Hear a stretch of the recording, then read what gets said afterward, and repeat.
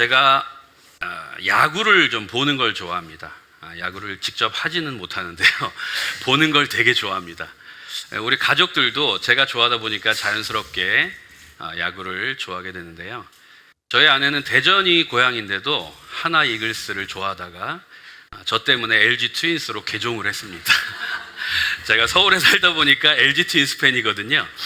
우리 아이들도 부산에 오래 살았음에도 롯데자이언츠가 아니라 LG 트윈스를 응원하고 있습니다. 지난 선거일에 일찌감치 투표를 마치고 가족들이 전부 다 오래간만에 야구를 보러 갔는데요. LG가 창원 NC파크에 온다고 그래가지고 창원까지 갔습니다. 그래서 거기에 이제 야구를 보다가 5회가 끝나면은 클리닝 타임이라고 해가지고 쉬는 시간이 있거든요. 그래서 그 시간에 라면을 먹으러 갔어요. 라면을 먹으러 갔는데 클리닝 타임에 가서 그런지 사람들이 그 시간에 다 몰린 거예요. 근데 그 라면이 그냥 이렇게 끓여서 주는 게 아니라 받아서 왜 한강에 요즘 유행하는 거 있잖아요. 라면 끓이는 기계. 그 기계가 쫙 있더라고요. 그래서 제일 짧은 줄을 탁 택해가지고 그럼에도 좀 많이 기다렸어요. 그래서 들고 있다가 이제 저희 차례가 와가지고 탁 올려놨습니다. 근데 그 시간 타이머가 있어요. 타이머가 딱 끝나니까는 삐 소리가 나면서 이제 다 됐더라고요. 그런데 갑자기 줄 서 있던 사람도 아니었는데 옆에서 툭 튀어나와가지고 다 가지고 가는 거예요. 저희 거를. 그래서 놀라가지고 근데 사람 사이에 막 없어져가지고 찾지도 못했죠. 그런데 저희 딸이 들고 있는 거를 그 다음에 또 올려놨습니다. 그래서 또 올려놔서 이제 끝나가지고 다 됐어요. 그런데 갑자기 또 옆에서 튀어나와가지고 이거 내 거라고 해서 가지고 가는 거예요. 이게 무슨 일일까요? 라면 올려놓는 것까지는 제 얘기였고요. 그리고 그 다음서부터는 오늘의 주인공 이삭의 이야기로 제가 살짝 각색을 한번 해봤습니다. 놀라셨죠? 그 일이 실제로 일어났다면 어떻게 됐을까요? 상상은 여러분들에게 한번 맡겨보도록 하겠습니다. 제가 이 자리에 없었을 수도 있었을 것 같은데 오늘의 주인공은 이삭이에요. 근데 우리가 이삭이라는 사람을 생각할 때 아버지 아브라함과 야곱 사이에 껴가지고 별로 존재감이 없어 보이긴 합니다. 그리고 창세기 그 지면을 나타내는 그 비중에서도 사실 이삭의 이야기는 많이 나오지 않죠. 그래서 보통 이삭을 우리가 좋은 말로 해서 순종의 사람이다 라고 이야기를 합니다. 그렇지만요, 저는 믿음이 없으면 순종도 없다고 생각을 합니다. 이삭은 진정한 믿음의 사람이었습니다. 은둔 고수라고 할까요? 조용하지만 자기를 잘 드러내지는 않지만 조용하고 차분하며 강력한 믿음을 가지고 있었던 사람이 이삭이었습니다. 아마도 이삭이 요즘 시대에 있으면 MBTI를 하면은 극I일 것 같아요. 극 ISTJ 이런 거 아닐까 생각을 하는데요. 사실 그의 믿음은 떡잎부터 우리가 알 수 있습니다. 우리가 지난달 22장 큐티를 하면서 아들 이삭을 번제물로 드리라는 하나님의 명령을 받고 묵묵히 모리아산을 올랐던 아브라함과 이삭의 모습을 우리가 알 수 있습니다. 또한 우리가 알고 있듯이 이삭의 그때 당시 나이가 정확하지는 않지만 유추할 수 있는 몇 가지 단서로 봤을 때 청소년의 나이였다라고 유추할 수 있는데요. 요즘 저희 아들이 지금 6학년인데요.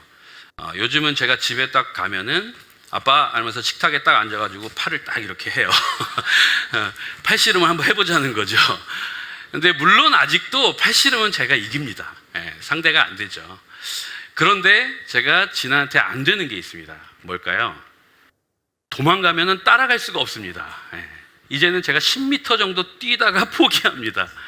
그만큼 청소년의 나이였던 이삭이 만약에 도망가려는 마음만 먹었다면 100번 양보해서 아브라함이 힘으로 제압할 수 있었다고 해도 도망갔다면 아마도 오늘 우리가 찬양했던 것처럼 여호와 이레 그 단어는 성경에 아마 없었을 것입니다. 오늘 우리에게 주신 26장 말씀은요, 그 마른 땅을 살아가는 한 사람 이삭의 이야기가 고스란히 담겨 있는데요. 믿음의 거장 아브라함의 복을 이어받은 약속의 사람이었지만 그에게도 시험과 시련은 여전히 있었고 사람과의 관계에서 많은 갈등의 자리를 지나야 했습니다. 그러나 그는 그 모든 상황에서 하나님이 주신 약속을 바라보며 묵묵히 우물을 팠죠. 결국 하나님의 은혜를 온전히 누리는 사람이 되었습니다. 이 시간 하나님의 사람으로 동일하게 살아가는 이 자리에 계신 우리 여러분들, 그리고 저, 오늘 본문 말씀을 함께 나누며 적용함으로 이삭의 삶과 동일한 은혜를 나누시기를 부탁드립니다. 하나님의 약속을 붙드는 삶 첫 번째는요, 약속의 자녀에게도 환경의 어려움과 공격은 찾아온다는 것입니다. 우리가 26장 읽지는 않았지만 초반부에 보면은요, 이삭이 큰 흉년을 당합니다. 큰 흉년으로 이제 살 길을 마련하기 위해 가족을 전부 데리고 길을 떠나온 이삭의 모습이 나오죠. 하나님은요, 이삭에게 뜻밖의 말씀을 하시는데 이삭은 아마도 애굽으로 가려고 했나 봐요. 비옥한 애굽으로 가려고 했는데 애굽으로 가지 말고 그저 척박한 땅, 그리고 좋은 관계도 아니었던 블레셋 왕 아비멜렉의 통치권 아래 있는 그랄에 머물라고 하시면서 그 땅에 머물면 아브라함, 너의 아버지 아브라함에게 약속한 동일한 복을 받을 거야 라고 말씀하십니다. 그 약속을 받은 이삭은요, 자신이 원했던 장소는 아니지만 그 땅에 머물기로 순종을 합니다. 그래도 다행인 것은 아비멜렉은 이삭에게 호의를 베풀죠. 여러분 창세기를 묵상하시다가 아비멜렉이 좀 많이 나와요, 그렇죠? 좀 헷갈리실 수도 있어서 잠깐 말씀드리면 21장에 아브라함과 언약을 맺은 아비멜렉도 있고 오늘 26장에 또 이삭과 언약을 맺은 아비멜렉이 또 있어요. 그리고 또 군대 장관 비골이라는 사람도 같이 있어요, 그렇죠? 한 70년 넘게 차이가 나는 이걸 어떻게 설명할까? 물론 한 사람일 수도 있고 그리고 다른 사람일 수도 있는데요, 다른 사람인 견해가 더 많은 것이 이 아비멜렉이라는 단어도 사람 이름이 아니라 바로 왕, 파라오라고 이야기하는 것처럼, 이집트의 왕을 우리가 바로 왕이라고 얘기하는 것처럼 블레셋 왕도 아비멜렉이라는 호칭이었습니다. 그리고 비골도 역시 그 당시에는 오래 살았기 때문에 70년을 두 왕을 섬길 수 있었지만 군대 장관의 어떤 호칭이었다라고 생각하시면 될 것 같습니다. 계속해서 12절에 보면은요, 이삭이 그 땅에서 농사하여 그 해에 100배나 얻었고 여호와께서 복을 주심으로 그 사람이 창대하고 왕성하여 마침내 거부가 되어. 이삭이요, 그 땅에서 농사를 했다고 합니다. 그런데 다른 농부보다 100배가 더 많은 수확을 얻었다고 합니다. 결국 하나님의 은혜는요, 어떤 상황이나 환경 가운데 있느냐가 중요한 것이 아니라 하나님이 우리와 함께 하시느냐, 그리고 우리가 그 하나님을 바라보고 있느냐에 따라 결정되는 것이라는 것을 여러분들 깨닫기를 간절히 축복합니다.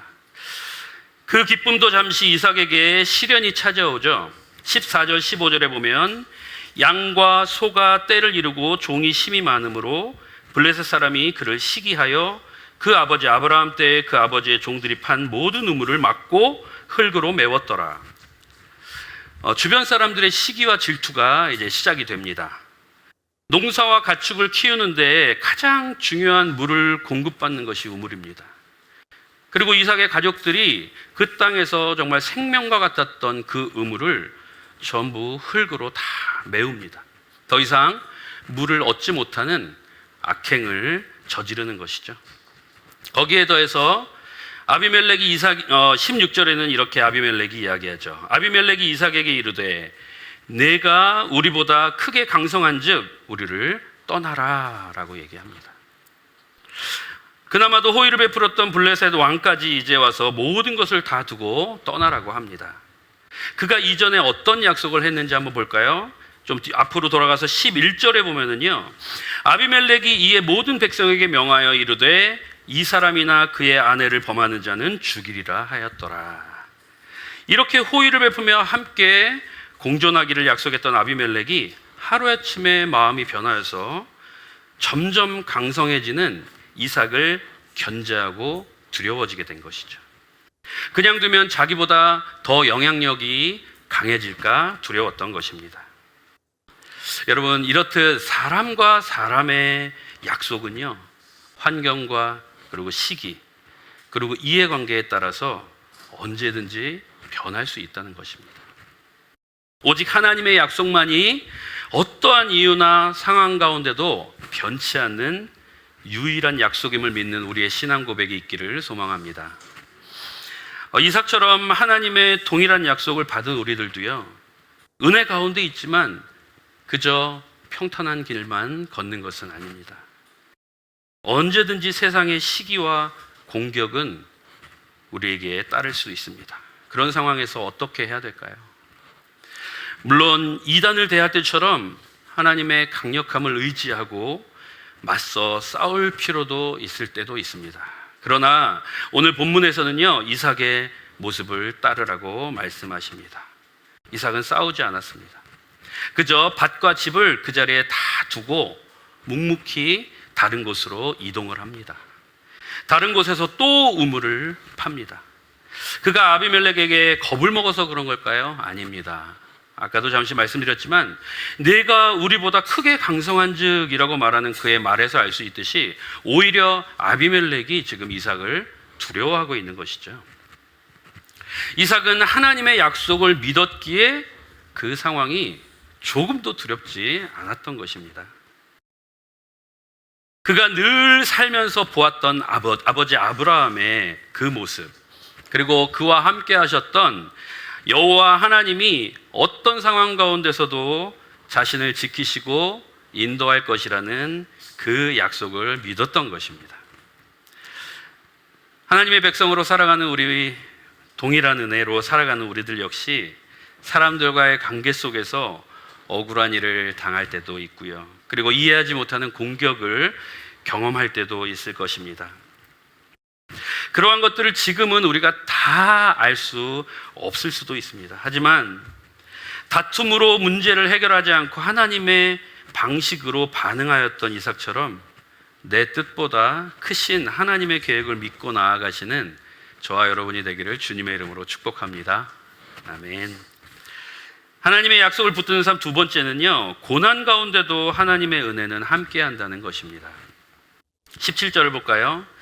이삭이 그곳을 떠나 그랄 골짜기에 장막을 치고 거기 거류하며. 창대하고 왕성하였다고 표현했습니다, 이삭이요. 근데 그가 하루아침에 지금 어디에 있나요? 그랄 골짜기에서 텐트를 치고 있습니다. 텐트, 장막을 치고 있다고 하죠. 사실 이 정도 되면은요, 이곳에 머물라는 하나님의 약속이 뭔가 잘못된 것이 아닐까라는 의심이 들지 않을까. 저 같으면 그럴 것 같아요. 그러나 한순간 모든 것을 잃었음에도 이삭은 낙심하지 않습니다. 여전히 하나님의 약속을 붙들고 거기서도 또 우물을 파죠. 하나님의 은혜는요, 척박한 땅보다 더 쓸모없는 곳에서도 나타나는 걸 볼 수 있습니다. 19절, 이삭의 종들이 골짜기를 파서 샘 근원을 얻었더니. 여기서 문화적인 차이가 좀 있는데요, 아마도 팔레스타인 지역 사람들이 29절을 딱 보면은 하고 놀랄 거예요. 왜냐하면은 골짜기와 같은 그 쓸모없는 땅에서도 샘의 근원이 발견되다니, 이러면서. 근데 우리나라 사람들은 골짜기 하면은 다 뭐죠? 다 물이 흘러요. 그러니까 놀라지도 않습니다. 골짜기에서 샘의 근원이 발견된다는 것은요, 이 사람들은요, 상상도 하지 못하는 일이죠. 이 골짜기에서 샘의 근원을 발견했을 때 어떤 일이 일어나나요? 또 그랄 목자들은요, 이삭을 방해합니다. 20절 볼까요?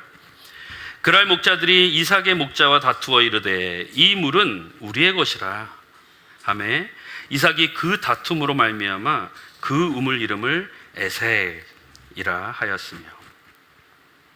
이 부분을 묵상하고 있는데 이 물은 우리의 것이라 하매, 자꾸 머릿속에서 울릉도 동남쪽 백길 따라 200리가 자꾸 생각나더라고요. 이번에는요, 함께 살고 있었던 그랄 목자들이 이제 아까는 블레셋의 사람들이었고 또 지금은 그랄 목자들이 또 와서 자기들의 것이라고 우깁니다. 그럼에도 이삭은 그저 그 우물에다가 다툼이라는 이름만 넣어두고요, 계속해서 또 다른 곳으로 이동을 합니다. 그 다음에 또 이런 일이 똑같이 일어납니다. 이삭의 종들이 땅을 파면 여지없이 그 척박한 땅에서는 샘의 근원이 나타나죠. 은혜입니다.